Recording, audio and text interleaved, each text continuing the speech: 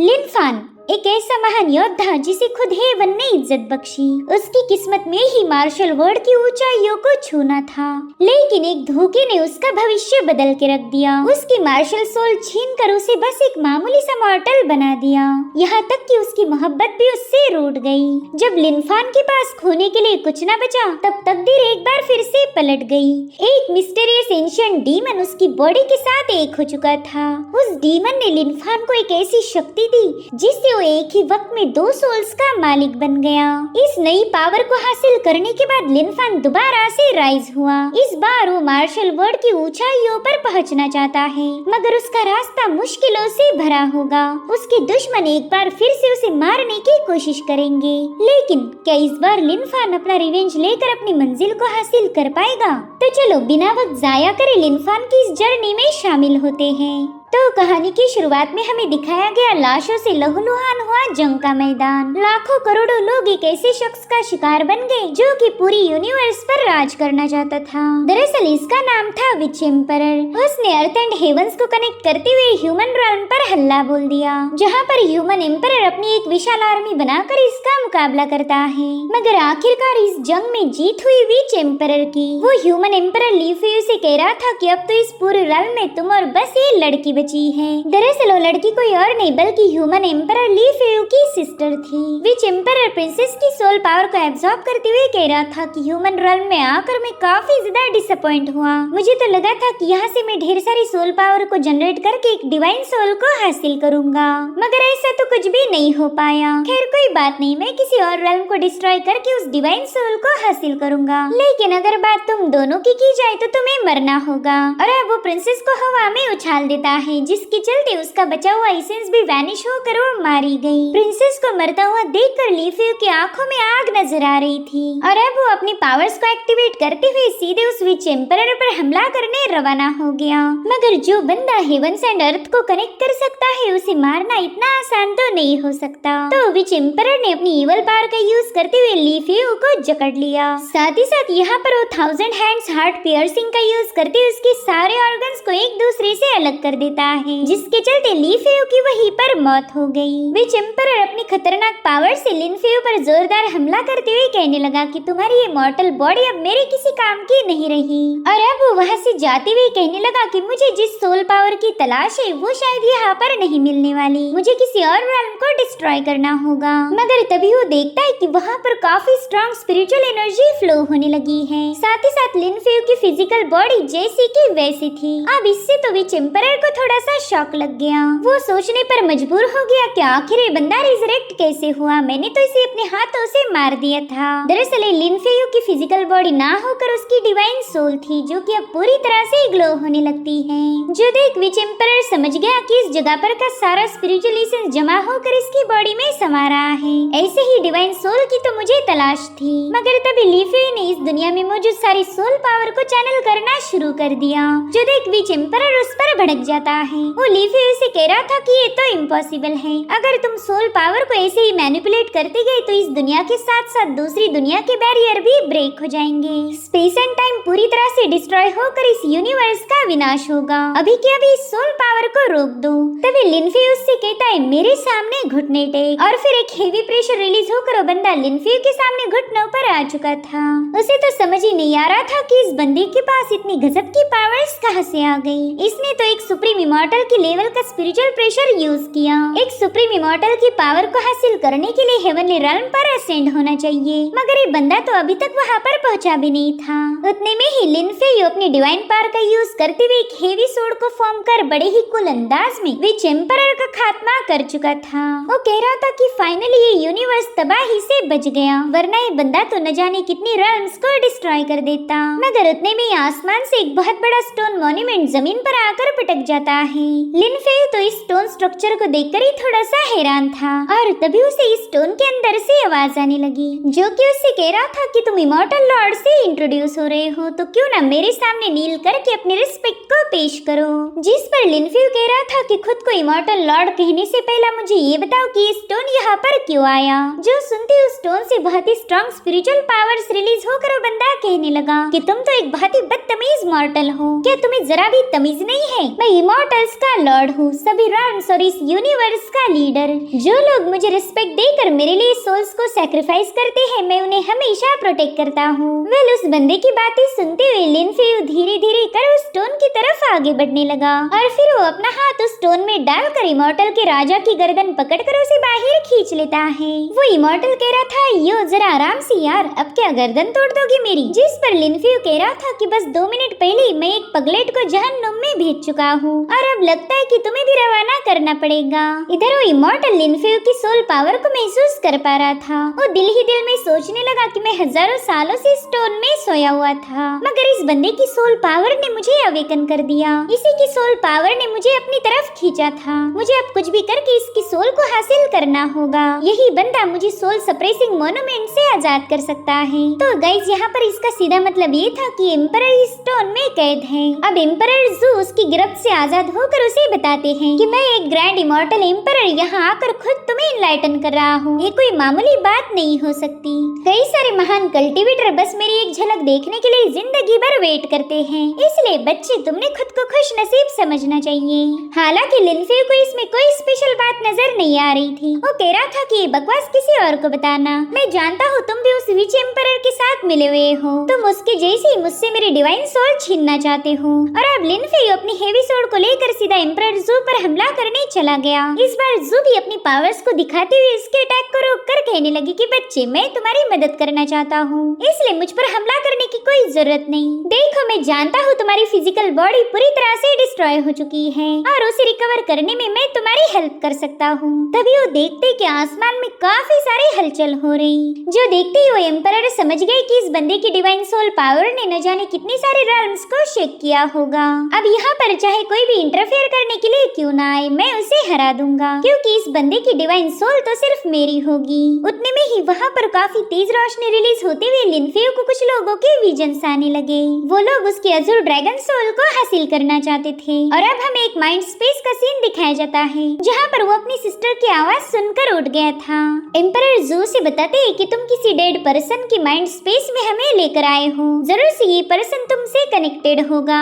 जो सुनते ही लिन फेयू तो थोड़ा सा शॉक हो गया था। वहीं पर एम्परर जू से कहते हैं कि मैंने तो सोचा था तुम अपनी डिवाइन सोल के साथ इस पूरी दुनिया में तहलका मचा दोगे, कुछ बहुत बड़ी अचीवमेंट करोगे, मगर तुम तो एक मरे हुए पर्सन की बॉडी में पहुंच गए। बताओ फिर तुम्हारी इस इतनी पावरफुल शानदार डिवाइन सोल का क्या फायदा? और फिर एम्परर ने भी अपनी किस्मत पर रोना शुरू कर दिया। वो कह रही थी, क्या यार, मैं इस पूरे यूनिवर्स का एम्परर एक मरे हुए बंदे की बॉडी में फंस चुका हूँ। हाय रे मेरी किस्मत, अब मैं तुझे क्या बोलूं। अगर मुझे किसी लूले लंगड़े की भी बॉडी मिल जाती तो मैं उसे एक ऐसा पियरलेस मास्टर बनाता जो कि सभी realms और हेवंस पर राज करे। अब तो मैं यहाँ से वापस जाना चाहता हूँ ताकि मैं अपने हेवनली कोड को दोबारा से बिल्ड करके इस यूनिवर्स का रूलर बन जाऊँ। और उतने में लिन फेयू को उसके सिस्टर की आवाज आने लगी, जो कि उससे कह रही थी कि अब मेरी सोल पावर डिप्लीट हो रही है, शायद इस बार मैं तुम्हें पूरी तरह से खो दूंगी। वहीं पर एम्परर जू भी ये सोचने पर मजबूर हो गए कि आखिर ये पर्सन है कौन जो इतनी देर से लिन फेयू को अपनी सोल पावर सप्लाई कर रही। साथ ही ये लोग अब उस बंदी को देख पाते जो कोई और नहीं बल्कि लिन फेयू की सिस्टर लिनियाओ थी,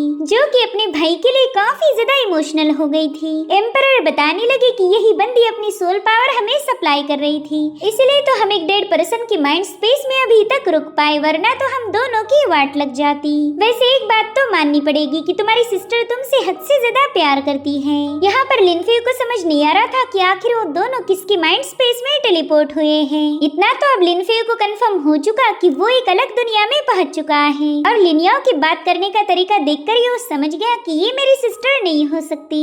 मेरी सिस्टर का बात करने का अंदाज काफी ज्यादा जेंटल था। इधर वो लड़की कहती, देखो ये वाइन हमारी आखिरी वाइन है, यही हमारा फेयरवेल ड्रिंक होगा। दरअसल वो कमीना मा जियांग तुम्हारी सिस्टर की कमजोरी का फायदा उठाना चाहता है। वो जबरदस्ती मुझसे शादी करेगा, इसलिए मैंने फैसला लिया कि चाहे मुझे खुद को ही मारना क्यों न पड़ जाए, मैं उस कमीने को जीतने नहीं दूंगी। उस हरामी कमीने ने मुझे इतना ज्यादा टॉर्चर किया कि अब मैं बिल्कुल भी जीना नहीं चाहती। उस बंदी की मुंह से इतनी सारी गालियाँ सुनकर ही लिनफे को पूरा यकीन हो गया था कि ना, ये तो उसकी सिस्टर बिल्कुल नहीं हो सकती। उतने में ही एम्पायर ज़ू कहती है, अरे जरा देखो तो इस बंदी के हाथ में क्या है, मुझे तो ऐसा लग रहा कि ये कुछ जलाने की फिराक में है। तभी वो बंदी उससे कहने लगी, मेरे भाई तुम तो मर चुके हो, तो अब तुम्हें जलाने के बाद मैं खुद को भी लटका दूंगी। मेरे भाई टेंशन बिल्कुल नहीं लो, हम दोनों मरने के बाद दोबारा से एक हो जाएंगे। इस दुनिया की कोई ताकत हमें अलग नहीं कर सकती। सो गाइस, यहाँ पर कुछ बातें क्लियर हो गई। दरअसल लिनफ्यू की मौत होने के बाद वो किसी और रेल्म में मौजूद एक बंदे की बॉडी में ट्रैप हो गया था, लेकिन अनफॉर्चुनेटली वो बंदा भी मर चुका था और उसकी सिस्टर ही अपनी सोल पावर से इन्हें अभी तक वहाँ पर जिंदा रख पाई। इधर एम्परर उससे कह रहा था प्लीज रुक जाओ, मगर तब तक उस बंदी ने अपनी भाई की बॉडी में आग लगा दी थी, जिसके चलते उसका सी ऑफ कॉन्शियसनेस भी जलने लगा। एम्परर तो बेचारा चिल्ला चिल्ला कर बता रहा था कि प्लीज ऐसा नहीं करो, मैं यहाँ पर मरना नहीं चाहता, प्लीज मुझे बाहर जाने दो, मैं तो अपने स्टोन में ही ठीक था। उतने में वो देखता है कि लिनफ्यू ने अपनी डिवाइन सोल की ट्रांसेंडेंट स्पिरिचुअल पावर को एक्टिवेट कर दिया। इसलिए वो रोते हुए पूछता है, मेरे भाई अब तुम क्या करने वाले हो यार? जिस पर लिनफ्यू कहने लगा कि मैं देखना चाहता हूँ कि क्या मेरी डिवाइन सोल की पावर एक मरे हुए इंसान को जिंदा कर सकती है। इधर एम्परर हैरान था कि लिनफ्यू के पास इतनी स्पेशल डिवाइन सोल होने के बावजूद भी ये बंदा उसे स्कैटर करके एक मरे हुए इंसान को बचाना चाहता है। इसलिए वो इरिटेट होकर कह रहा था, क्या यार मैं ये कहाँ फंस गया यार, यहाँ पर तो ये सभी बेवकूफ खुद को मारना चाहते हैं, यहाँ पर तो मैं बस अकेला बंदा हूँ जिसे मरने की इच्छा नहीं हो रही। और अब वहाँ पर एक जोरदार एक्सप्लोजन के साथ हम दूसरी रेल्म जिसका नाम डाशिया था वहाँ के एक बंदे को देख पाते हैं, जो कि थोड़ी देर पहले ही मारा गया था, मगर लिनफ्यू की डिवाइन सोल ने उसे जिंदा कर दिया। वेल ये है लिनफान, जो कि इस डाशिया रेल्म का जाना माना जीनियस था। गाइस ये थोड़ा सा कंफ्यूजिंग लग सकता है, दरअसल लिनफ्यू दूसरी रेल्म के उसके जैसे ही दिखने वाले बंदे की बॉडी में चला गया था। मुझे ये सब एक पैरेलल वर्ल्ड कॉन्सेप्ट जैसा फील हो रहा। अब आपको क्या लगता है ये मुझे कमेंट करके जरूर बताना। सो अब हम देखते हैं कि उसकी सिस्टर या उसे जलाने के बाद खुद भी फांसी लेने लगी है, लेकिन अब लिनफान जो कि अब दोबारा से रिजरेक्ट हो चुका है, इसलिए वो भागते हुए जाकर अपनी सिस्टर को बचाने लगा। हालांकि भागते हुए उसका पाँव फिसल कर वो सीधे चेयर को दूर पुश कर देता है, जिससे तो बेचारी उसकी सिस्टर की फांसी और भी जल्दी लग गई थी। लिनफान उसे बता रहा था कि सिस्टर मैं काफी देर से मरा हुआ था ना, इसलिए मेरे पाँव थोड़े से स्टिफ हो गए, मगर फिक्र नहीं करो, तुम्हें बस थोड़ी देर और झूलते रहना होगा, जैसे मेरे पाँव मूव होने लगे मैं तुम्हें बचा लूंगा। अब अगली सीन में हम देख पाते कि लिनफान ने अपनी सिस्टर को बचा लिया। वो तो अपने भाई को जिंदा देखकर काफी ज्यादा सरप्राइज थी, और तभी उसने अचानक से अपने भाई के कान के नीचे बजा दी, जिससे याओ के हाथ में भी दर्द होने लगा था। मगर फिर ये बात उसे कंफर्म हो गई कि चलो ये कोई सपना नहीं, वरना मुझे दर्द नहीं होता।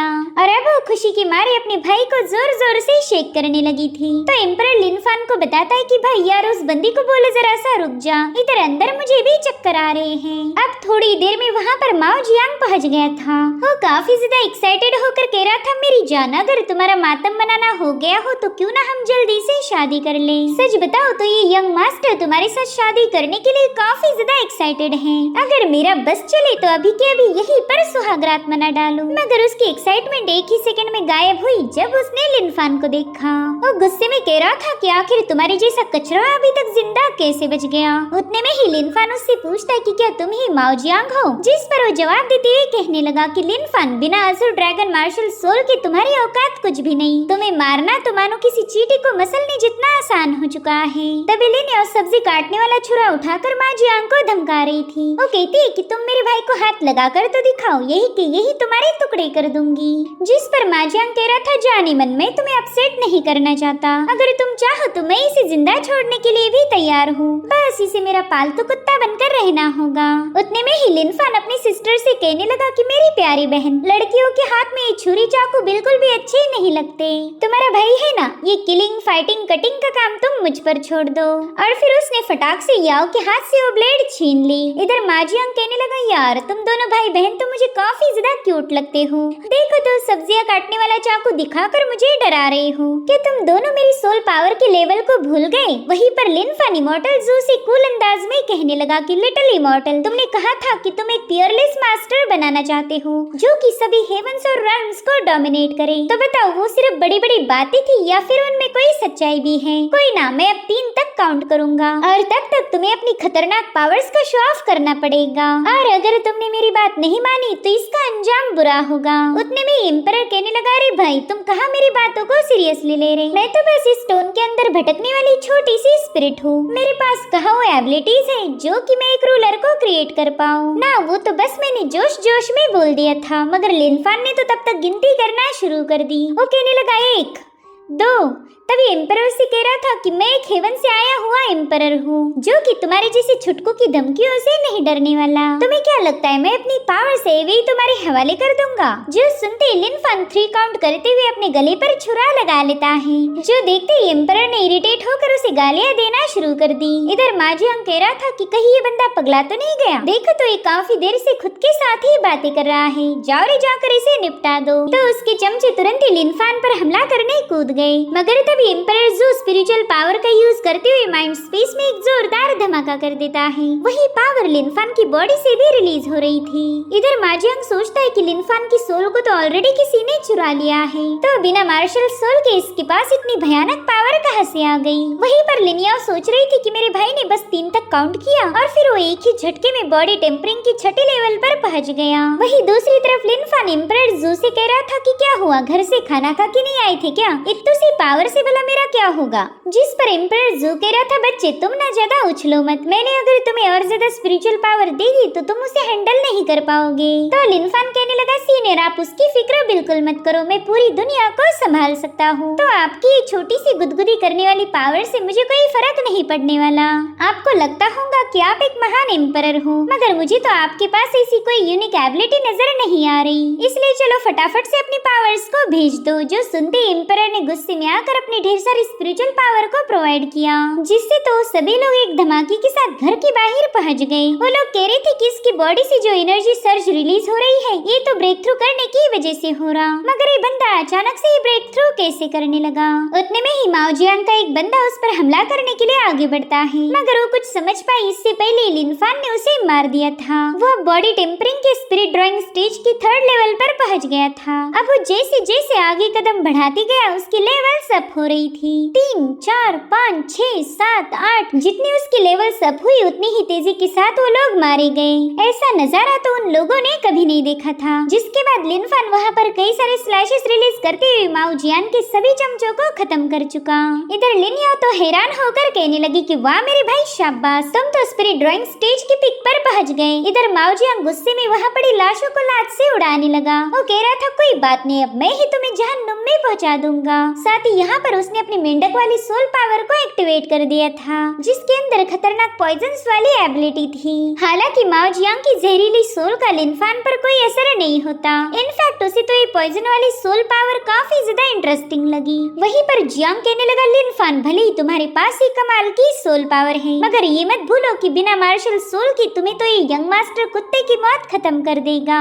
और फिर उसके मेंढक ने सीधा लिनफान पर जंप लगा दिया। जो देख लिनफान कह रहा था कि भले ही मेरे पास मार्शल सोल नहीं है, लेकिन अगर बात की जाए मार्शल आर्ट की तो उसका मैं बादशाह हूँ। और फिर उसने देखते ही देखते उस मेंढक पर इतने सारे स्लैश अटैक हिट किए जिससे वो पटाखे जैसा फूट गया था। इधर माजियांग की मार्शल सोल डिस्ट्रॉय होने की वजह से वो बुरी तरह से घायल हो गया। वो कह रहा था, लिनफान तुमने एक यंग मास्टर की मार्शल सोल को डिस्ट्रॉय किया है, मेरी फैमिली तुमसे इसका बदला जरूर लेगी। तभी लिनफान उसकी गर्दन दबोच कर उसे हवा में उठा लेता है। वो कह रहा था कि तुम्हारी फैमिली ने हम पर जो एहसान किए थे भला वो मैं कैसे भूल सकता हूँ। क्यों आज तुम्हारी शादी थी ना, तो मैं पर्सनली जाकर तुम्हारी फैमिली को कांग्रेचुलेट करूंगा। उतने में ही लियाओ ने आकर अपने भाई के सिर पर एक चमाट लगा दी। वो कह रही थी कि तुम इस बंदे के साथ काफी नरमी से पेश आ रहे हो, इसे पीटने के बाद हम दोनों इसके पैलेस में जाएंगे। हालांकि लिनफान इसके लिए मना कर देता है। वो कह रहा था, सिस्टर तुम बिल्कुल फिक्र मत करो, तुम्हारा भाई सब कुछ हैंडल कर लेगा। और अब हमें माओ फैमिली का डाइनिंग हॉल दिखाया गया, जहाँ पर कुछ ग्रेट फैमिलीज के लोग दावत के मजे ले रहे थे। एल्डर वांग टियानफू माओ जियांग के फादर से कह रहा था कि आपका बेटा काफी देर से वापस नहीं आया, कहीं उसके साथ कुछ हो तो नहीं गया।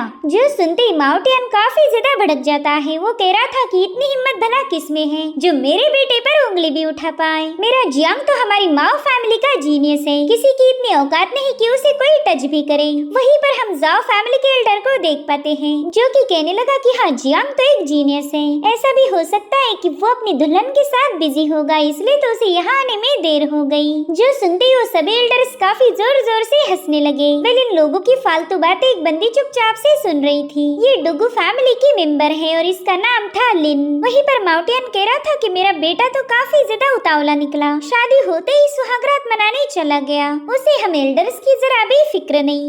और उतने में ही उसका लाडला बेटा हॉल में फेंका जाता है। उसके चेहरे पर काफी सारे ब्लिस्टर्स थे जिन्हें देखकर माँ की तो फटके चार हो गई। और उससे पूछ रहा था कि बताओ तुम्हारे साथ ये क्या हुआ। तो रोते हुए कहने लगा कि फादर मेरे मार्शल सोल को उसने डिस्ट्रॉय कर दिया और अब अचानक से माओ जियांग की बॉडी पूरी तरह से एक्सप्लोड होकर वो मारा गया, जिसके चलते माओ टियान तुरंत ही मेंशन के बाहर आ जाता है। उसे देखना था कि उसके बेटे की मौत के पीछे कौन जिम्मेदार है।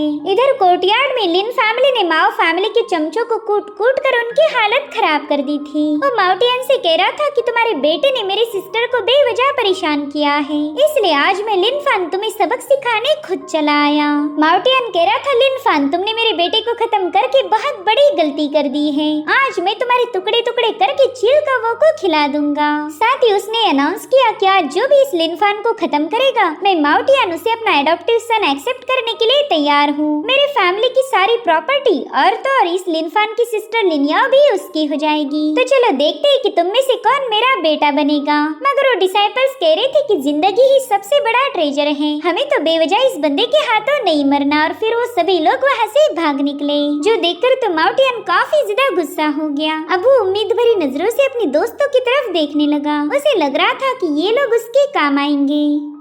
तभी जाओ फैमिली का एल्डर उशांग कह रहा था कि मेरे दोस्त देखो ये तुम्हारी फैमिली का पर्सनल मैटर है, इसलिए मैं इसमें कभी इंटरफेयर नहीं करूंगा। वहीं पर वांग टियानफू तो पेट दर्द का बहाना करके ही वहाँ से भाग निकला।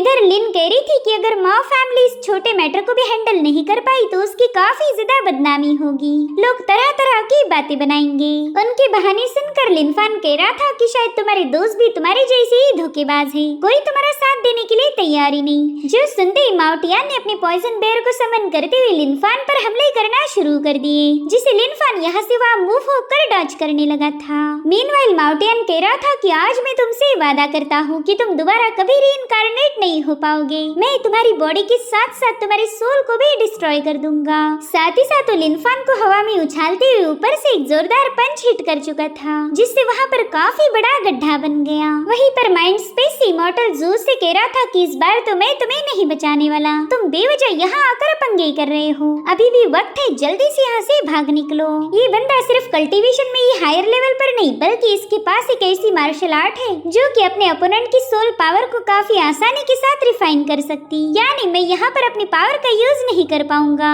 शुक्र मनाओ कि इसने अभी तक अपनी मैक्सिमम पावर को रिलीज नहीं किया, वरना तुम्हें तो ये इजीली क्रश कर देगा। जिस पर लिन फान कह रहा था कि तुम तो हजारों साल पुराने डीमन सोल हो, क्या तुम इसका मुकाबला नहीं कर सकते? चलो जल्दी से अपनी मार्शल सोल की पावर को रिलीज कर दो, वरना फिर मैं 3 तक गिनती शुरू करूंगा। अगर तुमने मार्शल सोल नहीं दी फिर मैं खुद को खत्म करने वाला हूँ और फिर मेरे साथ तुम भी मारे जाओगे, क्योंकि हम दोनों एक दूसरे के साथ कनेक्टेड हैं। जो सुनते ही जू तुरंत उसे गालियाँ देना शुरू कर देता है। वो कह रहा था अकल के अपाहिज लिन फान, क्या तुझे समझ नहीं आ रहा? इस बंदे के पास एक बीस्ट की सोल है, अब तू ही बता मैं एक जानवर की सोल कहाँ से पैदा करूँ? जिस पर लिन फान कहने लगा कि वो तुम देख लो, मुझे तो बस एक सोल चाहिए, फिर चाहे वो किसी कुत्ते बिल्ली की ही क्यों ना हो।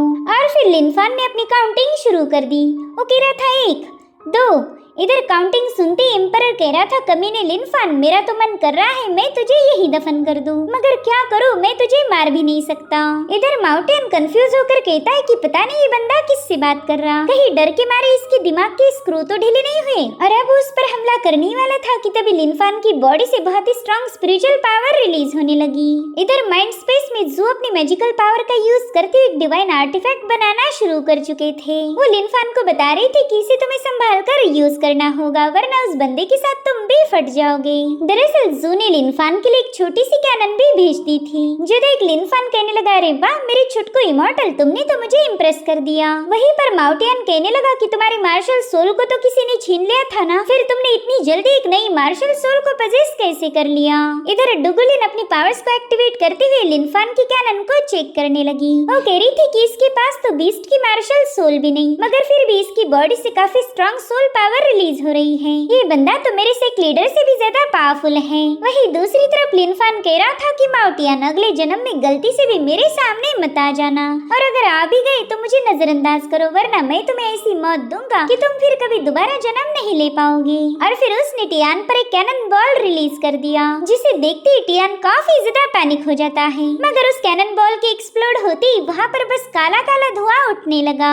लिनफान कंफ्यूज होकर कहता है, मेरा कैनन बॉल किधर है? और तभी जू ने भी अपने पीछे मुड़ के देखा। दरअसल इन जनाब ने लिनफान के पास बस एक खाली कैनन भेजी थी, तोफ का गोला तो उसी के पास पड़ा है। इधर माउटियन पूरी तरह से काला हो गया था। वो कहता है, बच्चे तुमने तो बेवजह ही मुझे डरा दिया। मैंने ऐसी कई सारी कैनन्स देखी, मगर वो बिना बॉल की कोई आवाज नहीं करती। हाँ, मगर तुम्हारी वाली थोड़ी सी अलग है। इधर लिनफान तो काफी मासूमियत से उस कैनन पर नॉक करके देख रहा था कि आखिर उसका कैनन बॉल कहाँ फंस गया। उसकी हरकतें देखकर माउटियन कह रहा था, बच्चे तुझे तो पता ही नहीं कि तबाही कैसी मचाई जाए। रुक, मैं अभी तुझे बताता हूँ कि असली डिस्ट्रक्शन किसे कहते हैं। जिसके बाद वो अर्थ एक्सप्लोजन बेयर टेक्निक को एक्टिवेट करते हुए 9 हेवंस थंडर को समन करने लगा, जिससे वहाँ पर काफी तेज थंडर बरसने लगती है। और अब माउटियन इसी का फायदा उठाते हुए लिनफान पर हमला करने की कोशिश करने लगा था। हालांकि लिनफान काफी तेजी से उससे दूर हो गया। वो कहता है, छुटकू इमॉर्टल कहीं तो सो तो नहीं गया? देखो, मुझे मजबूर नहीं करो, वरना फिर से 3 तक गिनती करनी होगी। इधर माउटियन ने उस पर जंप लगा दी थी। जो देख जू कह रहे थे, बच्चे बस 1 सेकंड के लिए होल्ड करो। और फिर उन्होंने एक बहुत ही जबरदस्त कैनन बॉल उस आर्टिफैक्ट में ऐड कर दी थी।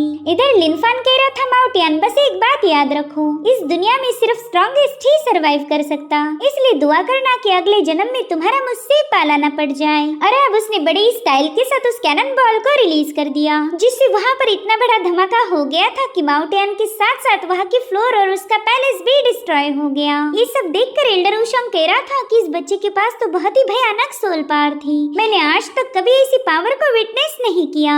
और तभी लोग देखते कि लिनफान तो वहाँ से भाग निकला। डुगुलिन उसके एबिलिटीज को देखकर बहुत ज्यादा इम्प्रेस हो गई थी। उसे जानना था कि इस बंदे के पास ऐसी सोल पावर कहाँ से आई होगी। वहीं पर वुशंग कह रहा था कि ये बंदा तो यहाँ से भाग निकला, शायद इस अटैक से उसकी सारी एनर्जी ड्रेन हुई होगी। जिस पर डुगुलिन कहने लगी कि अब ये मत बोलना कि तुम उस बेचारी की कमजोरी का फायदा उठाकर उसे मारना चाहते हो। तो वुशंग उसे धमकाता है कि तुम बीच में ना ही बोलो तो बेहतर होगा। अब सीन शिफ्ट होकर हम देख पाते कि लिनफान ने पेट भर के खाना ठूस लिया, और खाना खत्म होते साथ ही उसकी बहन उससे पैसे मांग रही थी। जो सुनकर लिनफान भी थोड़ा सा कंफ्यूज हो गया। वो कहता है, सिस्टर घर पर खाना खाने के भला कौन पैसे मांगता है? जिस पर वो कह रही थी कि देखो, बिल्कुल नौटंकी मत करो, तुमने अभी मुझे बताया था कि तुम माओ फैमिली को डिस्ट्रॉय करके आए हो, तो बताओ फिर उनकी सारी प्रॉपर्टी कहाँ पर है? उस माउटियन ने हमारी फैमिली के पास जितना भी ट्रेजर था वो सब हमसे लूट लिया। और तभी लिनफान को याद आता है कि उसने तो माओ फैमिली के साथ उनकी प्रॉपर्टी को भी जलाकर राख कर दिया है।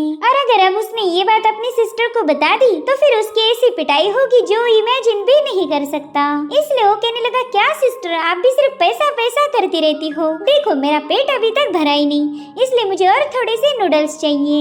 वह लिनफान में ये बताने की हिम्मत ही नहीं थी कि वो तो अभी अभी उनकी प्रॉपर्टी को अपने हाथ से जला कर आया। और उतने में वुशंग अपनी एनर्जी बॉल का यूज करते हुए लिनफान और उसकी सिस्टर पर हमला कर देता है। हालांकि लिनफान ने अपनी सिस्टर को बचा लिया था। वो उससे पूछ रहा था कि अब ये बंदा कौन है, जिस पर लिनियाओ कह रही थी कि पता नहीं तुम इन सब के नाम क्यों भूल रहे? ये जाओ फैमिली का हेड जाओ वुशांग है। जब तुम बेहोश थे तब इसने हमारी फैमिली को हद से ज्यादा परेशान किया। तो लिनफान कहता है, ठीक है फिर इससे भी हिसाब बराबर किया जाएगा। तभी उसकी सिस्टर बताने लगी कि इस बंदे की सोल काफी ज्यादा अजीब है। मैंने सुना था कि जो भी इसके साथ फाइट करता है वो अचानक से शांत होकर मारा जाता। इसलिए अब लिनियाओ खुद ही उस पर हमला करने चली गई, मगर जाओ वुशांग ने तो उसे बड़ी ही आसानी के साथ बेहोश कर दिया था।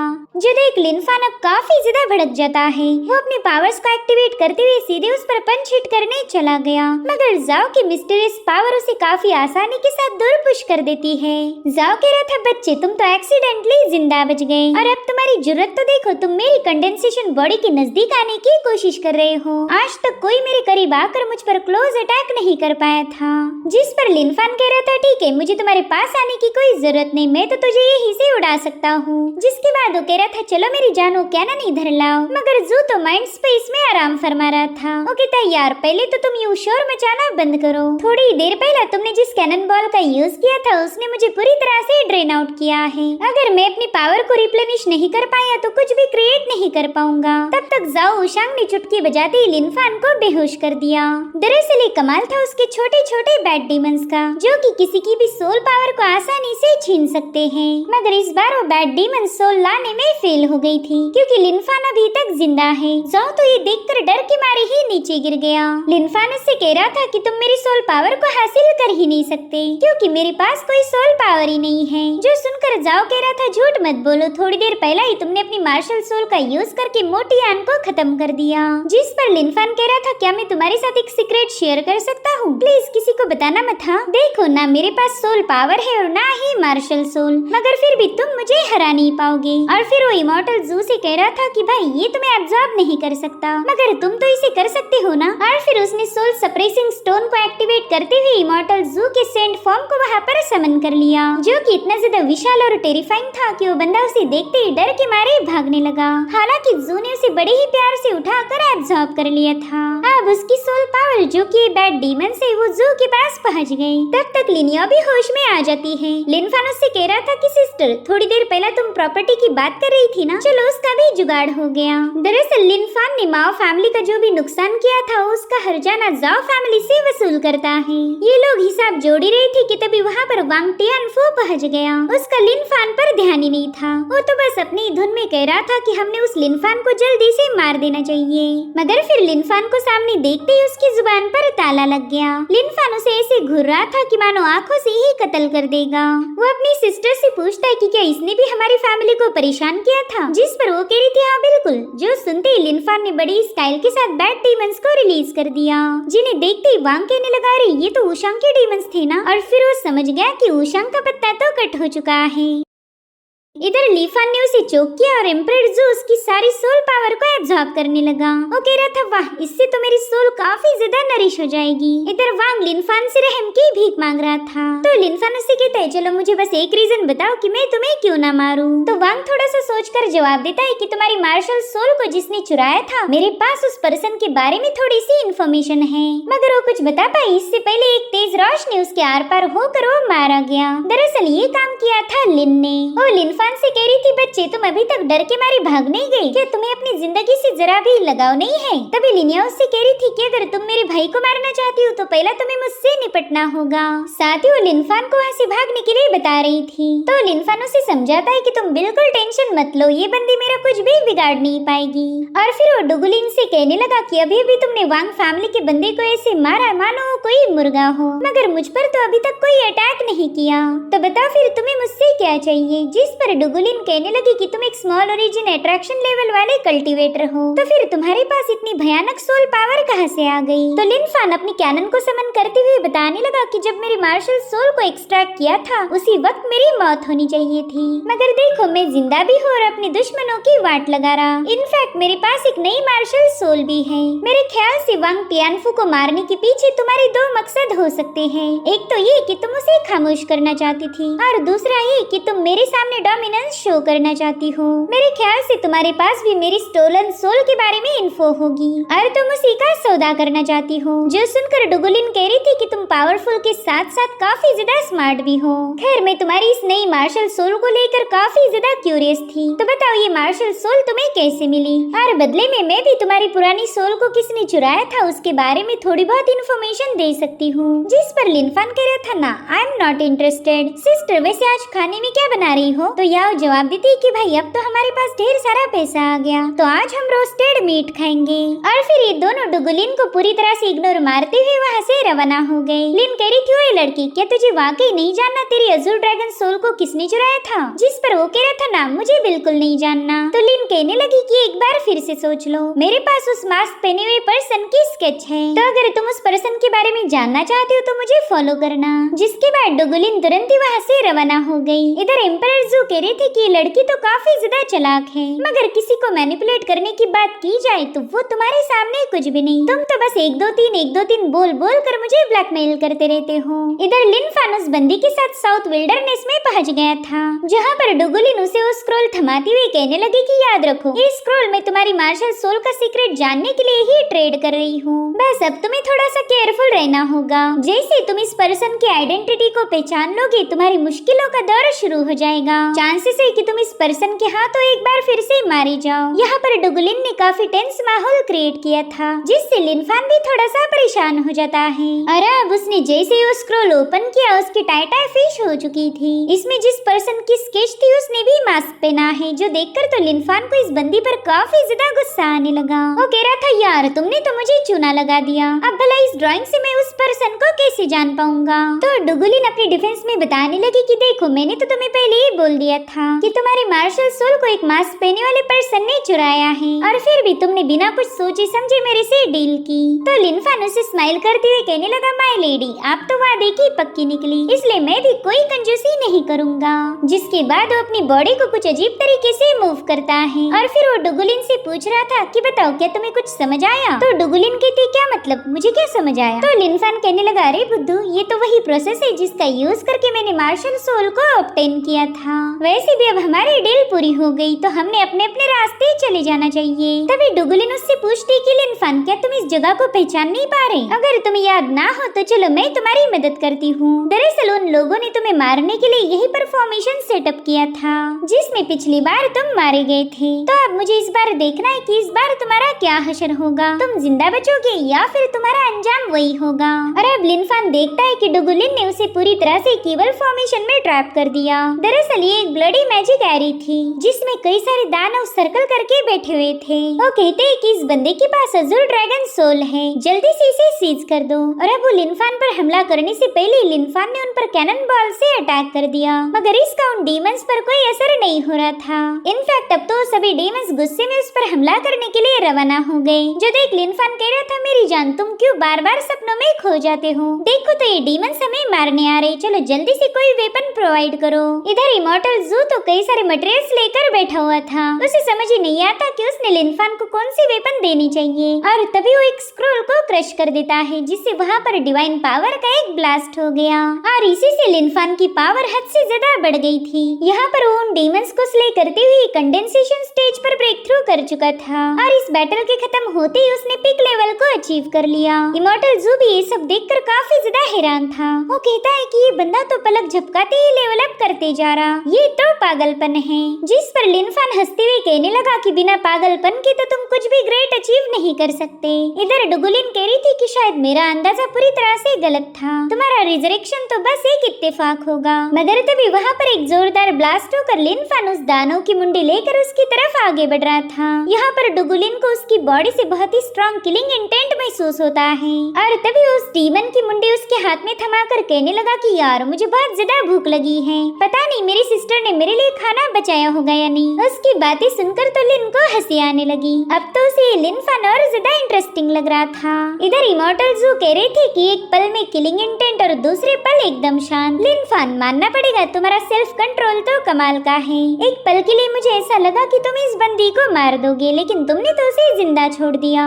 जिस पर लिन फान जवाब देता है कि अभी उसकी मौत का वक्त नहीं हुआ, सही टाइम पर मैं उसे सही जगह पर पहुंचा दूंगा। वैसे मैं अपने प्यारे इमॉर्टल जू का शुक्रिया अदा करना चाहता हूँ, आपने मेरे लिए एक ऐसी टेक्निक डिजाइन की जिसके चलते हम दोनों इसी बॉडी में रह के प्रोग्रेस कर सकते हैं। दरअसल एम्परर जू की वजह से लिन फान को ड्यूअल मार्शल सोल कॉन्स्टिट्यूशन हासिल हो चुकी थी। इधर एम्परर जू तो लिन फान के मुंह से अपने लिए तारीफें सुनकर हद से ज्यादा खुश हो गया। वो कहता है कोई बात नहीं मेरे दोस्त, आगे चलकर मैं इससे भी खतरनाक टेक्निक से तुम्हें इंट्रोड्यूस कराऊंगा। इधर लिन याओ शाओकुई नाम की बंदी के साथ अपने एंसेस्टर के पुराने घर आ चुकी थी, जहाँ पर वो बंदी रोते हुए कहने लगी कि अब हमारी लिन फैमिली को कोई परेशान नहीं कर पाएगा। मैं काफी ज्यादा खुश हूँ कि अब हम आजाद हो गए। और तभी वो बंदी अपनी पॉइजनस स्नेक से लिन याओ पर अटैक कर देती है, और अब वही बंदी लिन याओ का फॉर्म लेकर लिन फान को खाना खिलाने लगी। मगर उसकी बात करने के अंदाज से लिन फान समझ गया था कि ये उसकी सिस्टर नहीं हो सकती। इसलिए उससे पूछने लगा कि अब बता भी दो मेरी सिस्टर कहाँ पर है। जो सुनते ही वो बंदी उस पर अपने डैगर से अटैक करने की नाकाम कोशिश करने लगी। साथ ही वहाँ रखी सूप में से एक पॉइजनस स्नेक बाहर आकर लिनफान पर हमला करने के लिए आगे बढ़ता है, मगर लिनफान ने उसे ग्रीन डैगर की मदद से टेबल में ही स्टक कर दिया। जिसके बाद उस बंदी से अपनी सिस्टर के बारे में पूछ रहा था, जिस पर वो बंदी कहती कि मैंने तो उसे पॉइजन किया था, शायद अब तक वो मर चुकी होंगी। तो लिनफान गुस्से में आकर उस बंदी का गला घोट के उसे मार देता है। साथ ही उसी के पॉइजनस स्नेक की ऑरा को ट्रेस करते हुए उसने अपनी सिस्टर को भी ढूंढ लिया, जिसे उस बंदी ने एक संदूक में कैद करके रखा था। लिनफान को तो उसकी हालत देखकर ही टेंशन आ जाती है, क्योंकि उसकी बॉडी से बहुत ही स्ट्रॉन्ग पॉइजन रिलीज हो रहा था। वहीं पर इमॉर्टल जू से बता रही थी कि अगर तुमने इसे टच किया तो ये पॉइजन तुम्हें भी करप्ट करेगा। हालांकि लिनफान उनकी एक नहीं सुनता, उसने तुरंत ही अपनी डिवाइन पावर का यूज करते हुए उसके सारे पॉइजन को इमॉर्टल जू के पास भेज दिया। वो कह रहा था कि शायद अब आप ही इससे डील कर पाओगे। दरअसल ये पॉइजन था एक बड़े से स्नेक डीमन का। इधर लिनफान अपनी सिस्टर को हील करने में बिजी था कि तभी वहाँ पर एक बंदा पहुँच जाता है। वो लिनफान पर हमला नहीं करना चाहता था, उसे तो बस पैलेस में जाना है, मगर लिनफान समझ चुका था कि कोई उसे कंट्रोल कर रहा और अब उस पर भी पॉइजन का असर होना शुरू हो जाता है। तो एम्पायर से कहने लगा कि सीनियर क्या आप उस सांप को जरा जल्दी नहीं मार सकते। इधर जू तो बेवजह उस सांप को अपने पीछे भगा रहे थे। वो लिनफान को बताते हैं कि बच्चे इसे मैं नहीं बल्कि मेरा स्टोन मारेगा, और तभी वो स्टोन अपनी पावर्स को रिलीज करते हुए स्नेक को अपने अंदर खींच के उसे रिफाइन कर चुका था। अब उस स्नेक के मरते ही लिनफान के पॉइजन का असर भी खत्म हो गया था, जिसके बाद तुरंत ही उस बंदे को हवा में उछाल उछाल कर कूटने लगा। साथ ही साथ एम्परर जू की भी तारीफें कर रहा था और ये सब इमॉर्टल जू को पसंद आने लगा। वो हंसते हुए लिनफान से कहते हैं, मेरे दोस्त ये तो बस एक छोटी सी जीत थी।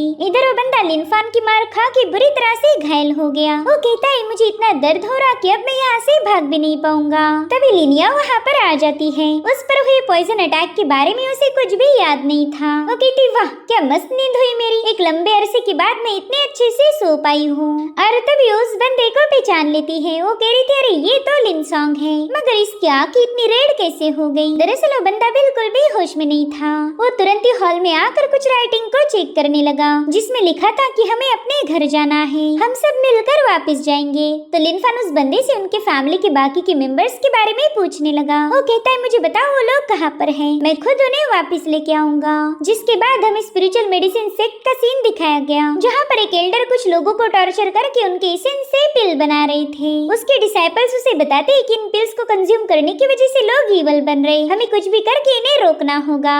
मगर उस मास्टर को तो इससे कोई फर्क नहीं पड़ता। दरअसल वो एक स्पेशल स्पिरिट पिल को रिफाइन करना चाहता है, मगर उसकी रेसिपी इजाद करने के लिए इस बंदे ने कई सारे लोगों को खत्म कर दिया। वेल स्पिरिट पिल को कंज्यूम करते ही वो सोल रिफाइनिंग लेवल पर पहुंच सकता था। साथ ही यहाँ पर वो अपने ही डिसाइपल्स को उसकी बनाई पिल खिलाकर उन पर एक्सपेरिमेंट करता है, जिससे वो अच्छे खासे बंदे पूरी तरह से ईवल में तब्दील हो गए। तभी उसकी सर्वेंट आकर उसे बताने लगी कि लिन फैमिली का जो बंदा यहाँ से भाग निकला था वो वापस आ चुका है। जिस पर वो मास्टर कह रहा था चलो ये भी अच्छा टाइमिंग है, अब मेरे डिसाइपल अपनी ईवल पावर को उस पर आजमा पाएंगे। और लिन फैमिली का सुई स्पिरिट मेडिसिन हॉल में वापस पहुंच चुका था। मेडिसिन हॉल की एक बंदी उसे विप से मारते हुए कहने लगी कि आज तो मैं तुम्हें जिंदा नहीं छोड़ूंगी, तुमने यहाँ से भागने की जरूरत कैसे की थी। हालांकि लिन सुई उस पर इतना भड़क गया कि वो बंदी डर के मारे अपने मास्टर के पीछे जाकर छुप गई। वो मास्टर को बता रही थी कि देखिए इसकी जरूरत मुझ पर भी हमला करने की कोशिश कर रहा था, अब आप ही इस बंदे को सबक सिखाएं। तो स्पिरिट मेडिसिन हॉल का मास्टर लिन सुई से कहने लगा कि तुम्हें क्या लगा यहाँ से भागने के बाद मेरा तुम पर का कंट्रोल हट जाएगा? ना बच्चे तुम पूरी तरह से गलत हो, जब तक मैं जिंदा हूँ कोई तुम्हें मुझसे आजाद नहीं कर सकता। और फिर वो अपनी पावर्स को एक्टिवेट करते हुए लिन सुई पर एक जोरदार अटैक कर देता है, मगर लिन सुई की बॉडी से डिवाइन ऑरा रिलीज होने लगी, जिसके चलते उस मास्टर का अटैक डिस्ट्रॉय हो गया था। साथ ही वो मास्टर उस डिवाइन ऑरा के चलते काफी पीछे ढकेला जाता है। उसे तो समझ नहीं आ रहा था कि लिन सुई के पास इतनी खतरनाक पावर्स कहां से आ गई। दरअसल ये सारा कमाल था लिनफान का, जो कि लिन सुई के पीछे छुपकर उसे बैकअप दे रहा था। और तभी लिनफान ने बड़ी तेजी के साथ जाकर उस मास्टर के चमचे को हवा में उठा लिया। वो कह रहा था कि तुमने मेरे भाई पर अटैक करने की हिम्मत कैसे की। जिसके बाद उस बच्ची को बड़ी गुस्से में लिन सुई के सामने पटक देता है। अब वो डिसाइपल लिन सुई से माफी मांगता, इससे पहले लिन सुई ने अपनी ईवल पावर का यूज करते हुए उसे खत्म कर दिया। इधर वो मास्टर लिनफान से कहने लगा कि बच्चे तुम तो बड़े ही सही टाइम पर यहाँ आए हो, मुझे तो लगा था कि मार्शल सोल चोरी होने की वजह से तुम मारे जा चुके हो, मगर तुम तो उसमें भी जिंदा बच गए। खैर अब तुम खुद ही यहाँ आ गए हो तो मुझे न्यूज़ यूजलेस लोगों की कोई जरूरत नहीं। अब तो मैं तुम्हें ही रिफाइन करके मेरी पिल को अंजाम दूंगा।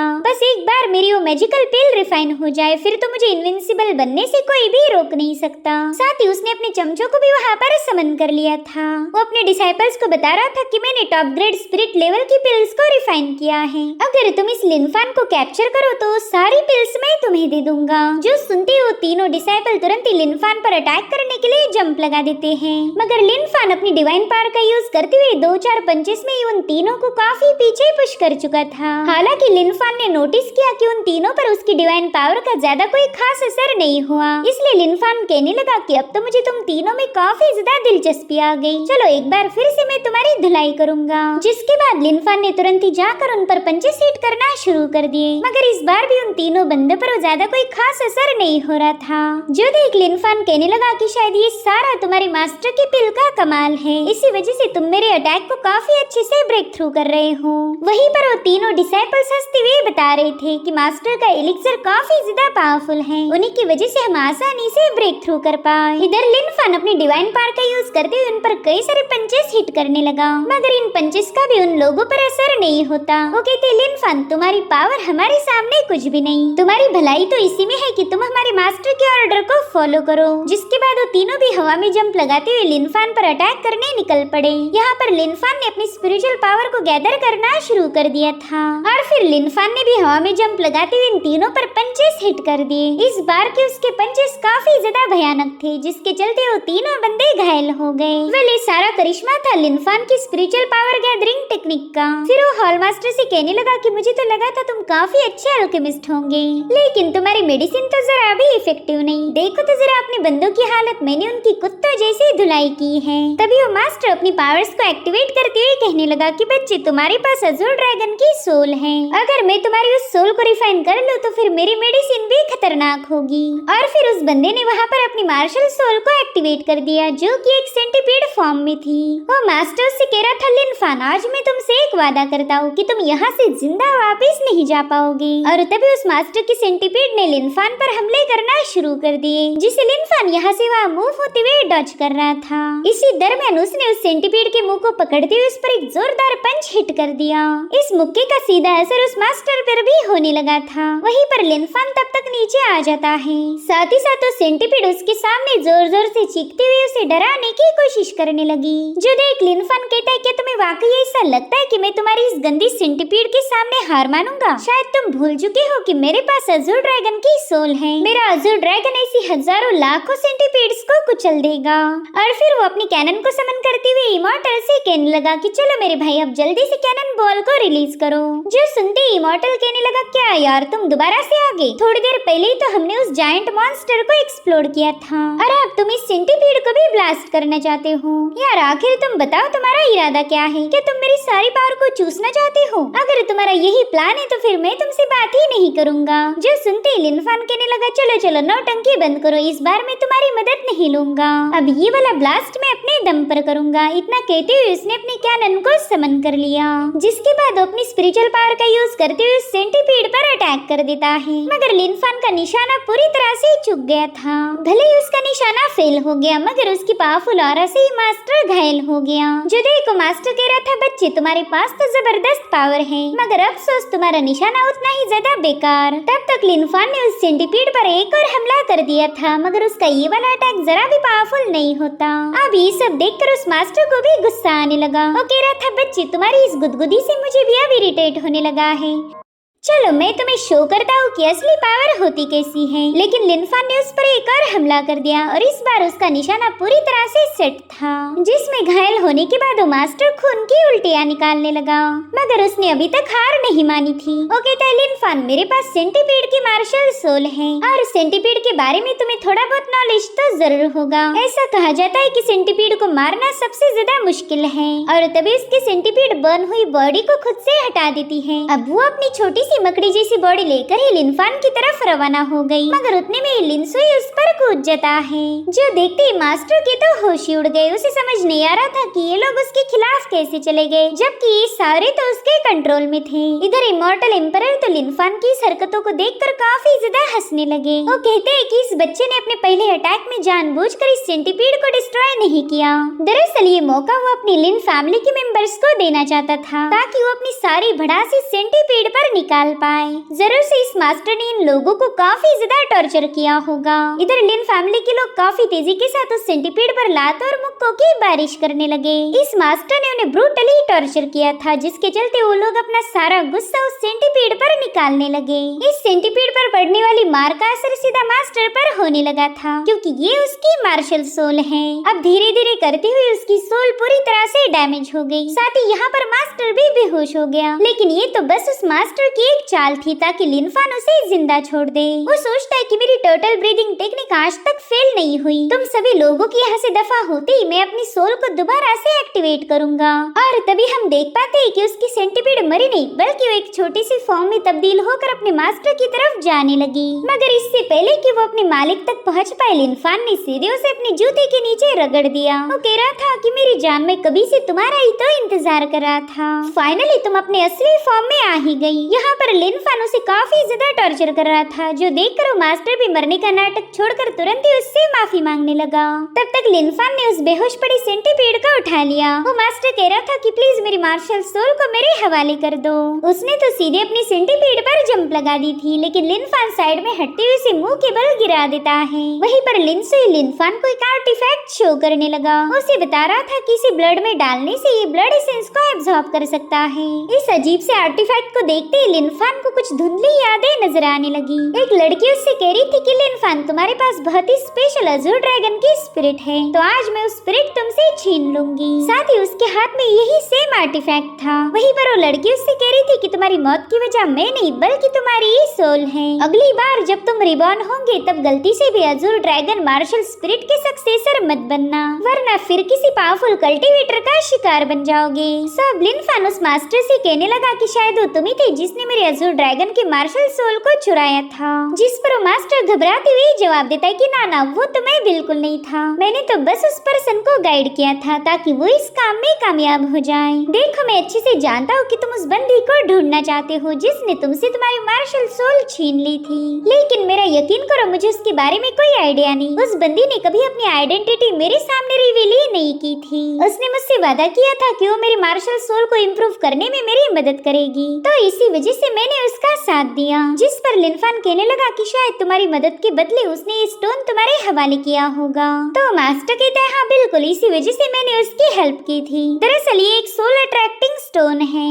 सिर्फ यही एक ऐसा आर्टिफैक्ट है जिसकी मदद से हम अजूर ड्रैगन सोल की प्योरेस्ट पावर को एब्जॉर्ब कर सकते हैं। इसके बिना तो अजूर ड्रैगन सोल को कभी भी रिफाइन नहीं किया जा सकता। भले उस बंदी के पास तुम्हारी मार्शल सोल है, लेकिन मेरे ख्याल से उसने अभी तक उस सोल को रिफाइन नहीं किया होगा, क्योंकि इस काम में सिर्फ मैं ही उसकी मदद कर सकता हूँ। उसने मुझसे कहा था कि वो जल्दी मुझसे मिलने आएगी। यंग मास्टर लिनफान, मैं जानता हूँ मैंने आपके साथ गलत किया, लेकिन अगर आप मेरी मार्शल सोल को रिलीज करो तो मैं आपकी हेल्प करने के लिए तैयार हूँ। उस बंदी को ट्रैप करने में मैं आपका पूरा साथ दे सकता हूँ। जिस पर लिनफान कह रहा था कि वो बंदी कोई बेवकूफ नहीं जो इतनी आसानी से हमारे जाल में फंसे। अब तो मेरे वापस आने के बाद वो और ज्यादा केयरफुल होगी। मगर कोई ना, मेरे पास एक बढ़िया सी प्लानिंग है। अगर हमने उसे अच्छे से एग्जीक्यूट किया तो बंदी खुद ही जबरदस्ती यहाँ आने पर मजबूर हो जाएगी। अब ये सुनकर मास्टर याओ थोड़ा सा कंफ्यूज हो गया। वो कहता है यंग मास्टर, क्या आप मुझे आपके प्लानिंग के बारे में बता सकते हो? जिस पर लिनफान कहता है कि मैंने सुना था आपका स्पिरिट मेडिसिन सेक्ट इस डार्लिन काउंटी का सबसे प्रेस्टिजियस सेक्ट माना जाता है। कोई भी आसानी के साथ आप पर अटैक नहीं कर सकता।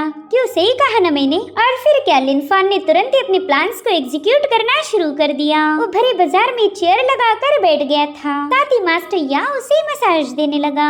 इतना ही नहीं, मास्टर याओ के डिसाइपल खुद को ही थप्पड़े मारते हुए रो रो कर सबको बताने लगे कि हमने लिन फैमिली के डिसाइपल्स को परेशान करने की जरूरत की थी। हमने उनके ब्लड को एक्सट्रैक्ट करके उसे रिफाइन करते हुए कुछ मेडिसिन पिल बनाई थी। हम अच्छे से जानते हैं कि हमारे गुनाह माफी के बिल्कुल भी लायक नहीं है, मगर फिर भी यंग मास्टर लिनफान इतने ज्यादा रहमदिल है कि उन्होंने अभी तक हमें जिंदा रखा। वहीं पर मास्टर याओ लिनफान को मसाज देते हुए अपने बंदों पर गुस्सा दिखा रहा था। वो कहता अरे बेवकूफो, जरा जोर से चिल्लाओ, सबको पता चल जाना चाहिए कि हमने लिन फैमिली के साथ क्या किया था। अगर तुमने अपनी आवाज नहीं बढ़ाई तो डैडी लिनफान तुम पर गुस्सा हो जाएंगे। जो सुनते ही उन बंदों के थप्पड़ों का स्पीड बढ़ गया था। वो जोर जोर से रोते हुए सबको बताने लगे कि हमारा स्पिरिट मेडिसिन हॉल एक नंबर का फ्रॉड है। हम हमेशा से ही सस्ती मेडिसिन को महंगे दामों में बेचते आए। इतना ही नहीं, हमारा मेडिसिन बनाने का तरीका ही इवल है। हम लोगों के ब्लड एसेंस का यूज करके ही पिल रिफाइन करते आए। तो जिसने भी हमारे यहाँ से खरीदी हुई मेडिसिन को ज्यादा क्वांटिटी में कंज्यूम किया, उसका अपने माइंड पर का कंट्रोल हट जाएगा। वो लोग कुछ ही दिनों में एक इवल पर्सन में बदल जाएंगे। मगर इतना सब कुछ होने के बावजूद भी मास्टर लिनफान ने हमें एक और मौका दिया ताकि हम अपनी गलतियों को सुधार पाए। तो आज हम आप सभी के सामने वादा करते कि हम दोबारा से ऐसी हरकतें कभी नहीं करेंगे। हम इवल को अबैंडन करके अच्छाई की राह पर चलेंगे। हमारा से एक लीडर अच्छा है मगर है बड़ा कमीना। उसी की वजह से हमने गलत राह पर चलना शुरू किया और इस सब के पीछे जिम्मेदार है वो मास्क वाली औरत। उसी ने हमारे मास्टर को मैनिपुलेट किया था। उसी ने डैडी लिनफान की मार्शल सोल को चुरा कर उन्हें खत्म करने की जरूरत की थी। मगर कोई ना, आज न कल उसका भी हिसाब बराबर होगा। हमारे डैडी लिनफान उसे जिंदा नहीं छोड़ने वाले। वहाँ जमा हुई भीड़ में हम डुगुलिन को भी देख पाते हैं, जो कि इस मास्क वुमन का जिक्र सुनते ही थोड़ी सी परेशान हो गई और दिल ही दिल में हंसते हुए सोचने लगी कि अच्छा ये सारी प्लानिंग लिनफान की है। उसी ने सारा तमाशा सेटअप किया ताकि उस बंदी तक पहुंच पाए। इधर टाउन के लोग भी उन डिसाइपल्स पर काफी ज्यादा भड़क गए थे। वो कहने लगे कि तुम खुद को डैलिन काउंटी के नंबर 1 सेक्ट मानते हो, मगर आज तक तुमने न जाने कितने सारे लोगों को चूना लगाया। हमें अपनी सड़ी हुई मेडिसिन बेचकर हमसे ढेर सारा पैसा उखाड़ा। लिनफान अच्छा है कि उसने अभी तक तुम लोगों को जिंदा छोड़ा, वरना तुम्हें तो मौत से भी बदतर सजा मिलनी चाहिए। साथ ही साथ लिनफान को काफी ज्यादा अप्रिशिएट करने लगे।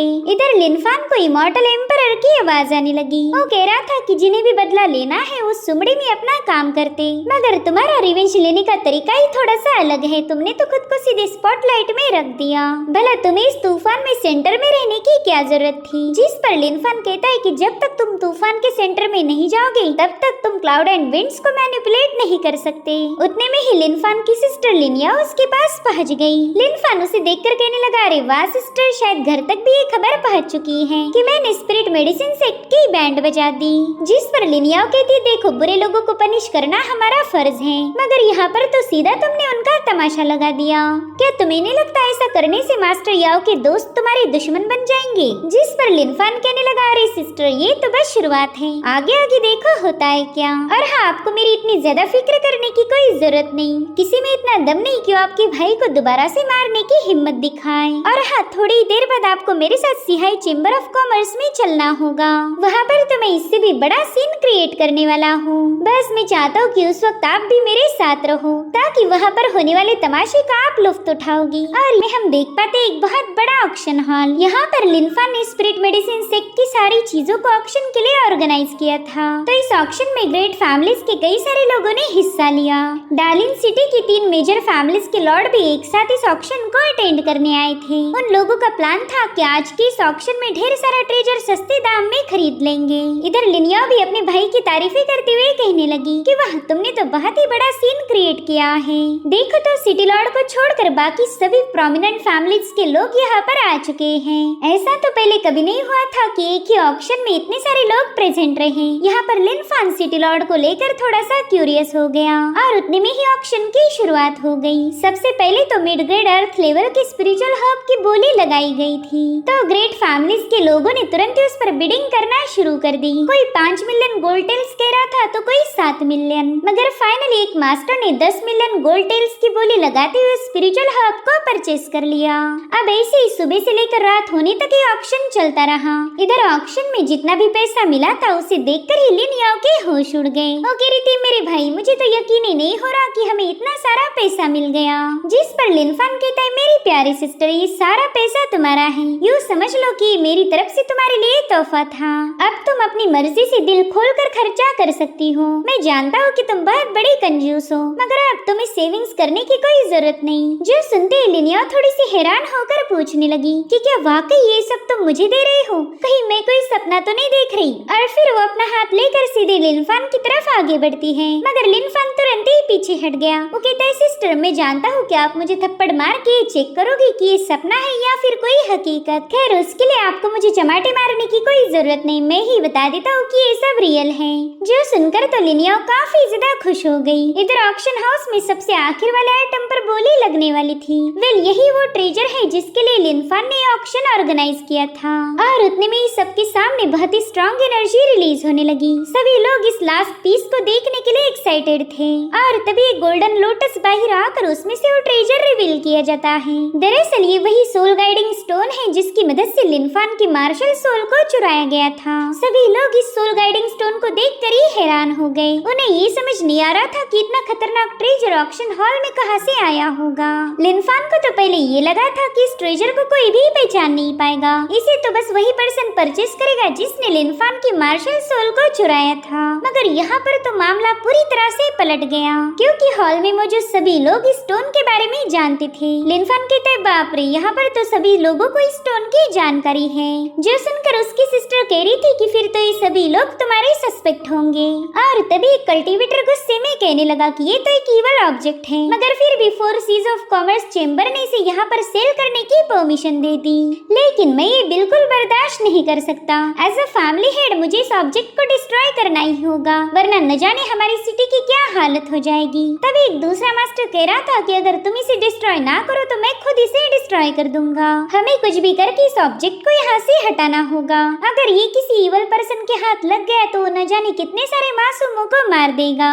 और अब ये तीनों मास्टर सोल गाइडिंग स्टोन की तरफ आगे बढ़ने लगे मगर तभी एक पावरफुल एनर्जी उन्हें वहीं पर रोक लेती है। दरअसल ये काम था डुगलिन का। वो कहने लगे कि ये ऑक्शन हाउस मेरा है और तुम सभी लोग बस यहाँ के मेहमान हो। ऑक्शन हाउस में चीजें सेल की जाती है ना कि उन्हें डिस्ट्रॉय किया जाता। अगर तुम वाकई इस ऑब्जेक्ट को डिस्ट्रॉय करना चाहते हो तो पहला इसे खरीदना होगा वरना तो हम सबके अच्छे खासे रिलेशन बेवजह खराब हो जाएंगे। जिसके बाद वो चुटकी बजाती इन तीनों को नीचे पटक चुकी थी। तभी वो लोग कहने लगे कि यहाँ मौजूद हर एक पर्सन जानता है कि ये स्टोन कितना ज्यादा भयानक है। हम तो इसे डिस्ट्रॉय इसलिए करना चाहते थे ताकि ये किसी गलत इंसान के हाथ न लग जाए। अगर तुम ये स्टोन हमें फ्री में भी दोगी तो भी हम इसे एक्सेप्ट नहीं करने वाले। जिस पर लिन फान कहने लगा कि ये स्टोन ईवल नहीं है बल्कि ये किसके हाथ में जाएगा ये चीज ज्यादा मैटर करेगी। अगर इसे यूज करने वाला बंदा ही ईवल है तो फिर वो इस स्टोन से सारे ईवल कामों को अंजाम देगा। खैर अगर कोई भी इसे पब्लिकली खरीदना नहीं चाहता तो कोई मसला नहीं, हम इसे सीक्रेटली सेल कर सकते हैं। जिसे भी ये स्टोन परचेस करना है वो अपनी पहचान रिवील किए बिना भी हमसे डील कर पाएगा। साथ ही लिन फान ने ये भी अनाउंस किया कि स्टोन को सेल करने का सीक्रेट ऑक्शन अगले ही दिन होने वाला है, तो जिन्हें भी इसे परचेस करना है उन लोगों को तैयार रहना होगा। अब सीन शिफ्ट होकर हम यंग मास्टर यान को देख पाते हैं जिसे उसका सर्वेंट बताने लगा कि अभी अभी ऑक्शन खत्म हुआ। तो वो उससे पूछता है कि बताओ फिर वो सोल गाइडिंग स्टोन किसने परचेस किया। जिस पर वो बंदा कह रहा था कि मास्टर किसी ने उस स्टोन को नहीं खरीदा। इनफैक्ट ऑक्शन हॉल के सभी लोग उस स्टोन को देखकर ही काफी ज्यादा डर गए थे। जो सुनते ही यान जोर जोर से हंसने लगा। वो कह रहा था मुझे पता ही था कि वो स्टोन आसानी से खरीदा नहीं जा सकता। वेल हमारी जियो फैमिली के अलावा किसी और में उस स्टोन को परचेस करने की हिम्मत ही नहीं है क्योंकि सबको पता है कि वो ईवल स्टोन उनकी सोल पर असर करेगा। जिस पर वो सर्वेंट बताने लगा कि मास्टर यहाँ पर एक छोटी सी दिक्कत हो गई। दरअसल लिन फान उस स्टोन को बेचने के लिए एक डार्क ऑक्शन के अरेंजमेंट करने में लगा हुआ है। शायद कल ही वो सीक्रेट ऑक्शन ऑर्गेनाइज होगा। जो सुनते ही यान के हलक से चाय सीधे अपने सर्वेंट के मुंह पर ही गिर गई थी। बेचारा वो सर्वेंट तो अपने मास्टर को गालियां भी नहीं दे सकता था। इधर यान शॉक होकर कहने लगा कि क्या वाकई उस लिन फान ने एक सीक्रेट ऑक्शन ऑर्गेनाइज किया है। जिस पर वो बंदा कह रहा था हाँ मास्टर ये खबर पूरी तरह से सच है और आपको तो पता ही होगा कि डुगुलिन फैमिली जब भी कोई डार्क ऑक्शन ऑर्गेनाइज करती है तब वो कितने ज्यादा स्ट्रिक्ट हो जाते। अगर ऑब्जेक्ट हमें नहीं मिला तो कोई और खरीद लेगा। जो सुनकर तो यान काफी ज्यादा भड़क जाता है। वो कह रहा था कि मेरे होते हुए कोई भी उस स्टोन को परचेस नहीं कर सकता। जाओ जाकर लिन से बात करो, साथ ही किसी एक्सपर्ट को भी बुला लेना। तो सर्वेंट कहने लगा, यंग मास्टर हमारे पास तो उतने पैसे ही नहीं है कि हम उस स्टोन को खरीद पाए। जिस पर यान बताने लगा कि हमारे पास 10,000 साल पुरानी जिनसेंग हर्ब है। मैंने अभी तक उस हर्ब को बचा के रखा था, मगर अब उसे बेचने का वक्त आ चुका है। चलो अब जल्दी से अपने काम पर लग जाओ, हमें कुछ भी करके वो स्टोन परचेस करना होगा। अब अगली सीन में हम देखते हैं कि लिनफान अपने घर पर नजर रखे हुए था। उतने में ही डुगुलिन वहाँ पर पहुँच गई। वो कह रही थी, लिनफान तुम तो बड़े ही अजीब हो, भला अपने घर पर चोरी कौन करता है? जिस पर लिनफान कह रहा था कि इतनी रात हो गई मगर अभी तक तुम सोई नहीं हो, शायद तुम्हें भी ये शो देखना था। और उतने में लिनफान तुरंत ही डुगुलिन को अपनी तरफ खींच लेता है। उससे पूछ रही थी कि आखिर यहाँ पर चल क्या रहा है। जिस पर लिनफान बताने लगा कि हमारे यहाँ पर कुछ मेहमान आए हैं, चलो अब मुझे उनका स्वागत करना पड़ेगा। और फिर थोड़ी देर में एक बंदी लिनफान के सामने पहुँच गई। उस बंदी ने वहाँ आते ही उस पर अपनी शार्प ब्लेड रिलीज करना शुरू कर दी। यहाँ पर लिनफान को एक कट लग गया था, इसलिए वो तुरंत ही पीछे की साइड जंप लगा देता है। वेल इस बंदी का नाम था लिंशी। वो अपने दोनों ब्लेड्स निकालकर लिनफान पर हमला करने के लिए तैयार हो गई। लिनफान उससे पूछ रहा था कि आखिर तुम हो कौन, मैंने तो तुम्हें पहले कभी नहीं देखा। जिस पर वो बंदी कह रही थी कि तुमने मेरी सिस्टर को खत्म कर दिया और आज मैं तुम्हें मार के मेरी सिस्टर शाओसुई की मौत का बदला लूंगी। जिसके बाद वो बंदी बड़ी तेजी के साथ लिनफान पर हमले करना शुरू कर देती है। यहाँ पर लिनफान पर कई सारे स्नेक अटैक करते हुए उस बंदी ने उसे बुरी तरह से घायल कर दिया। और ताज्जुब की बात ये थी कि लिनफान उसके एक भी अटैक को रोक नहीं पा रहा था। अब उस बंदी के कई सारे कट्स खाने के बाद वो काफी ज्यादा पैनिक होकर नीचे पटक गया। वो बंदी उसका काम तमाम करने ही वाली थी कि तभी लिनफान ने उसे रोक लिया। वो कह रहा था, प्लीज 1 सेकंड के लिए रुक जाओ। और फिर वो बंदा अपने असली फॉर्म में आ जाता है। दरअसल ये लिनफान ना होकर कोई चोर था, जो कि खुद का फॉर्म चेंज करके यहाँ पर बस इवल स्टोन चुराने आया है। मगर वो स्टोन भी उसे नकली मिला और ऊपर से ये बंदी उसे बुरी तरह से घायल कर गई। वो लड़की उससे कह रही थी कि तुम तो अर्थ डिवीजन के मेंबर हो, शायद तुम्हें पता होगा कि मेरी सिस्टर शाओसुई को किसने मारा है। जल्दी से मुझे सच बता दो वरना मैं तुम्हें खत्म कर दूंगी। साथ ही साथ वो अपनी सोर्ड से उस बंदे को टॉर्चर करने लगी। तो बंदा उससे कहता है, देखो मैंने तुम्हारी सिस्टर के बारे में सुन रखा है। दरअसल शाओसुई को लिनफान को मारने का काम दिया था, मगर वो उसे मारने में फेल हो गई, इसलिए उसने खुद को ही खत्म कर दिया। वैसे तो असैसिन कभी ऐसा नहीं करते, अगर वो किसी को मारने में फेल हो गए तो भला वो खुद की जान क्यों लेंगे, लेकिन तुम्हारी सिस्टर ने ऐसा ही किया था। तो लिंशी तुरंत ही उसे उसके बॉस के बारे में पूछने लगी। वो कहती, बताओ मेरी सिस्टर को लिनफान को मारने का मिशन किसने दिया था? जहाँ तक मुझे पता है मेरी सिस्टर हमेशा C रैंक वाले मिशंस को ही एक्सेप्ट करती थी, फिर उसे एक असैसिनेशन का काम क्यों दिया गया? जिस पर वो बंदा कहने लगा कि शायद तुम्हारी सिस्टर को लालच आया होगा। दरअसल लिनफान को खत्म करने पर उसे 30,000 स्पिरिचुअल स्टोन्स मिलने वाले थे, इसलिए उसने इस मिशन को एक्सेप्ट कर लिया। अब यहाँ पर लिंशी उस पर्सन का नाम जानना चाहती जिसने शाओसुई को लिनफान को खत्म करने का ऑर्डर दिया था, इसलिए उस बंदे को और ज्यादा टॉर्चर करने लगी। तो बंदा उससे कह रहा था कि देखो तुम खुद एक हेवन डिवीजन के एक्सपर्ट हो, मगर फिर भी तुम उस पर्सन के बारे में कुछ नहीं जानती, तो बताओ फिर मेरे जैसे मामूली अर्थ डिवीजन के बंदे को उसके बारे में कैसे पता होगा? मैं तो बस यहाँ पर चोरी करने आया था, मगर मेरी किस्मत ही खराब थी कि मेरा तुमसे पाला पड़ गया। वैसे मैं तुम्हें एक सजेशन देना चाहूंगा, अगर तुम्हें वाकई ये जानना है कि तुम्हारी सिस्टर को किसने ऑर्डर दिया था तो तुम्हें रियल लिनफान से मिलना होगा, शायद वही इसमें तुम्हारी हेल्प कर सकता है। और रही बात मेरी, तो मैं तुम्हारे किसी काम नहीं आने वाला। जो सुनकर लिंशी ने उस बंदे को छोड़ दिया और वो भी तुरंत ही वहाँ से गायब हो जाता है। लिंशी कह रही थी, लिनफान आज ना कल मैं तुझे ढूंढ के रहूंगी। और उतने में रियल लिनफान उसके सामने आ गया। वो कह रहा था कि तुम्हें ज्यादा इंतजार करने की कोई जरूरत नहीं, देखो मैं खुद तुम्हारे सामने आया हूँ। तो लिंशी तुरंत ही उस पर हमला करने के लिए रवाना हो गई, मगर लिनफान ने उसकी शार्प ब्लेड को अपने फिंगर से ही रोक लिया था। वो कहता है कि तुम चाहो तो मुझे मार सकती हो, लेकिन मेरी मौत के साथ ही तुम्हारी सिस्टर शाओसुई का कातिल भी तुम्हारे हाथ से निकल जाएगा।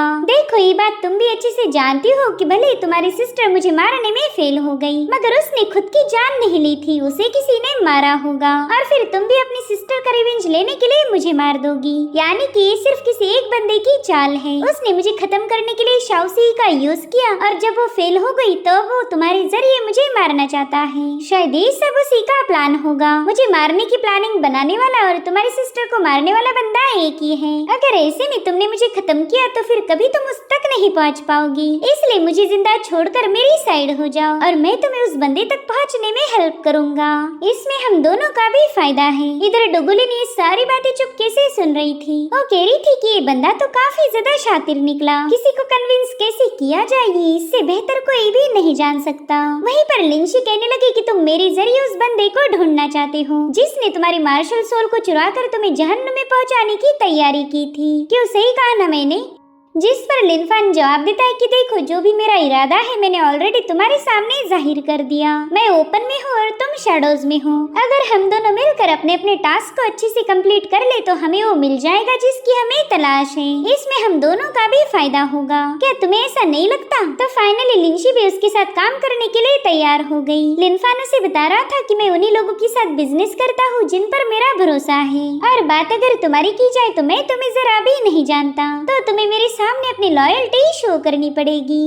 अभी थोड़ी देर पहला तुम जिस बंदे को जान से मारने वाली थी, पता करो वो कहाँ चला गया। मैं जानता हूँ तुम उस बंदे को ढूंढ लोगी। जिस पर लिंशी कहती है कि मैं एक असासिन हूँ, मेरा काम है लोगों को कत्ल करना, इसलिए मैं किसी को ट्रैक करने का फालतू काम नहीं करने वाली। ऐसे काम तो लो लेवल के यानी कि डी डिवीजन के लोग करते हैं, और मैं तो एक हेवनली लेवल की असासिन हूँ, इसलिए मैं ये तुम्हारा काम नहीं करने वाली। जिस पर लिनफान कह रहा था, हाँ तुम एक ट्रैकर तो नहीं थी मगर अब तुम बन चुकी हो। अगर मेरे साथ काम करना है तो तुम्हें मेरी प्लानिंग के अकॉर्डिंग एक्शन लेने ही पड़ेंगे। अब लिंशी को कुछ भी करके अपनी सिस्टर के कातिल को पकड़ना था, इसलिए वो भी ना चाहते हुए लिनफान की बात मानकर वहाँ से रवाना हो गई। उसके वहाँ से जाने के बाद डुगलिन लिनफान के पास पहुँच जाती है। वो उससे कह रही थी कि ये बंदी हेवनली डिवीजन की असासिन है, मगर तुमने तो बड़ी आसानी से उसे अपने साइड करवा लिया। अगर सच बताओ तो मुझे तुम्हारी ये खूबी काफी ज्यादा पसंद आई। जिस पर लिनफान कह रहा था कि तुम भी तो इतनी ज्यादा पावरफुल और रईस हो, मगर तुम भी मेरे साथ जुड़ चुकी। दरअसल ये मेरा जादू है जिसे कोई लड़की रेजिस्ट नहीं कर सकती।